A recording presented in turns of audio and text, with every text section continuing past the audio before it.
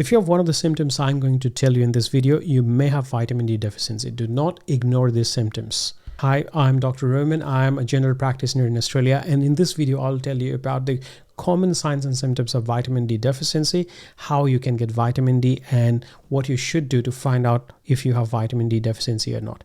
Now, vitamin D deficiency is so common in South Asian population that anytime a new South Asian patient comes to my clinic, I request vitamin D test, and I'm never surprised to find that they almost always have vitamin D deficiency. So how would you know that if you possibly have vitamin D deficiency?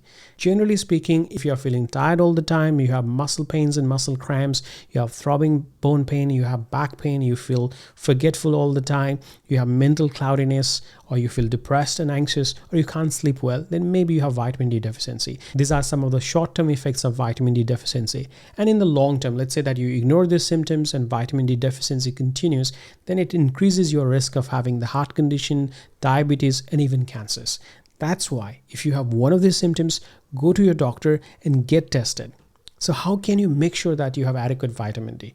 We can get vitamin D from food as well, just in a small amount from food such as fatty fish, egg yolks, or fortified milks and cereals. But most of vitamin D synthesis happens with the help of the sun exposure.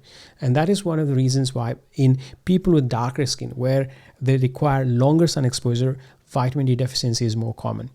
So how much sun exposure is required? If you are out in the sun for, let's say, 10 to 30 minutes, that is adequate. However, if you are not spending that much of time, or let's say you already have vitamin D deficiency, then vitamin D supplements is the best way to get your vitamin D level back in the range. So if you have one of the symptoms I have discussed in this video, get tested and start taking the supplements. If possible, go out and have adequate sun exposure. Of course, don't forget your sunscreen. And if you have any health related queries, please feel free to write in the comments. Thank you.